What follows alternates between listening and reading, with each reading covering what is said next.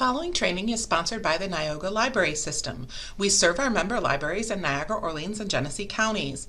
Please visit your local library homepage and use your library card to get access to streaming videos, downloadable music, audiobooks, ebooks, and even more from the comfort of your own home.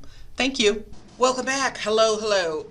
This is part 2 talking about Gaggle, and let me skip down. We discussed all of this as far as the complete surveillance over students right now that Gaggle and other companies like it has. Okay, so I had ended off the last video by saying that tools like Gaggle have become ubiquitous in classrooms across the country. 81% of teachers reported having some such software in place, though most students said they're comfortable with being monitored. 58% said they don't share their true thoughts or ideas as a result, and 80% say they're more careful about what they search online. And this is where I had mentioned again in the last video, public libraries could be the last bastions of privacy, and it's, yeah, okay. So, such data suggests that youth are being primed to accept surveillance as an inevitable reality. In return, she said they're giving up the ability to explore new ideas and learn from mistakes. Yeah. Gaggle in business since 1999, monitors the digital files of more than 5 million students across the country. Moderators evaluate flag material, notify school officials about content they find troubling, a bar that Matlock acknowledged is quite low, as the system is always going to err on the side of caution. Last school year, let me pull this up to the top here. Last school year, Gaggle collected more than 10 billion items, pieces of data nationally. 10 billion pieces of data. They say just 360,000 incidents resulted in notifications to school district officials. What's the rest of those 10 billion items, data pieces? Where are they going? What's their lifespan? Who gets to see these? When are they erased? Okay. A really slippery slope. It was Google Hangouts that had Matt Shaver on edge. When the pandemic hit, classrooms were replaced by video conferences. And Shaver, who taught at a Minneapolis elementary school during the pandemic, students' Hangouts use became overwhelming. Students were so busy chatting with each other, he said, that many had lost focus on classroom instruction. So he proposed a blunt solution to district technology officials: shut it down. The thing I wanted to do was to take a temptation away, and Shaver, the teacher, actually got pushback from IT saying, no, we're not going to do that. This is a good social aspect that we're trying to replicate. And then importantly here, unlike those hallway interactions, nobody was watching in the hallway, okay? Or nobody was watching actually in the chat, excuse me. He turned to Gaggle, which operates the anonymous reporting system Speak Up for safety, and saw the company's AI-powered digital surveillance tool, which goes well beyond Speak Up's powers to ferret out potentially alarming student behavior, as a possibility to enhance supports for students online. We wanted to get something in place quickly. That's really, really, really important, okay? Online school, I thought, was supposed to be temporary. Maybe we're going to a hybrid, maybe we're not. We'll see as we go, okay? But they say here, we wanted to get something in place quickly as we were moving quickly with the lockdown.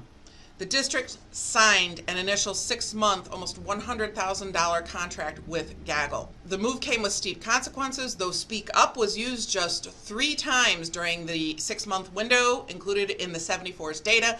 Gaggle's surveillance tool flagged students nearly 1,300 times. So Speak Up, which is an anonymous reporting thing that students can use if they feel that there's a danger, there's a problem. Speak Up was used 3 times. Gaggle's AI surveillance tool was used 1,300 times. Okay. I'm going to skip through a lot of this. They talk about what was going on. what was flagged. They talk about things like the potential to save lives, which is fantastic, of course. There was the tool flagged in Minneapolis, a student's suicide note in the middle of the night. Matlock said he rushed to intervene. A late night phone call. He said he warned the unnamed parents who knew their child was struggling but didn't fully recognize how bad things had become. Okay, because of Gaggle, yes, that is wonderful. That's wonderful. There's still a lot of privacy concerns. And again, you're dealing with children. These are elementary school age. I mean, I went to elementary school until like 6th grade. That was considered, elementary is different in different places. You're talking basically first kindergarten to 6th grade-ish. You know, you're under 12 years old. You're 11. Oh boy, okay. So they go on and they talk about more information. Again, give the original author some love. The references, of course, are in my description. So let me skip down here too. But that hasn't stopped Gaggle from citing a pandemic era mental illness in sales pitch as it markets its new service, Gaggle Therapy. In school districts that sign up for the service, students who are flagged by Gaggle, now remember, the speak up, the actual human student to student was used 3 times. Gaggle flagged 1,300 students, and now Gaggle is offering therapy for said students. Okay.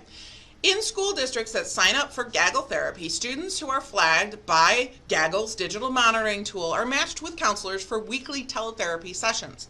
Therapists available through the service are independent contractors for Gaggle, and districts can either pay Gaggle for the blanket coverage, which makes all students eligible, or a retainer fee, which allows them to use the service as they need it, according to the company. I cannot stress this enough. Under the second scenario, the retainer fee, Gaggle would have a financial incentive to identify more students in need of teletherapy. Financial incentive to find more students for therapy. All right. Now, here's one of the things right here in the middle with Nathaniel Janine here. A presentation sent to Minneapolis teachers explains how the district responds after Gaggle flags a possible student situation that officials say present an imminent threat. As the district rolled out the service, many parents and students were out of the loop. Among them was Nathaniel Janine, a recent graduate who served as the Minneapolis School Board student representative at the time. He said that classmates had contacted him after the initial news of the Gaggle contract was released. I had a couple of friends texting me like, Nathaniel, is this true? He said, it was kind of interesting because I had no idea it was even a thing. These are some of the most engaged students, the student representative to the school board who has no idea. And students being students here, yet as students, let me actually roll up here. As students gained a greater awareness that their communications were being monitored, Matlock said they began to test Gaggle's parameters using potential keywords and then say hi to us while they put it there. Okay. As students become conditioned to Gaggle, the shock is probably a little bit less, says Rochelle Cox, and there's more information there. And going back to Vance, the Washington, D.C.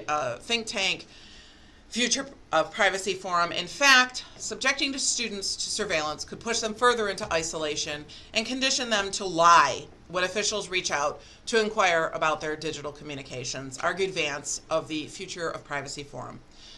Effective interventions are rarely going to be built on that. You know, I saw what you were typing into a Google search last night, or I saw what you were writing in a journal entry for your English class, Vance said. That doesn't feel like it builds a trusting relationship.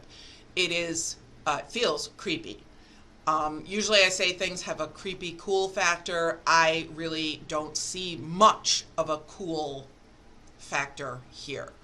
Possibilities there, but if you don't know about it, I don't know. Good luck, take care, and we'll see you in the next one. Bye now.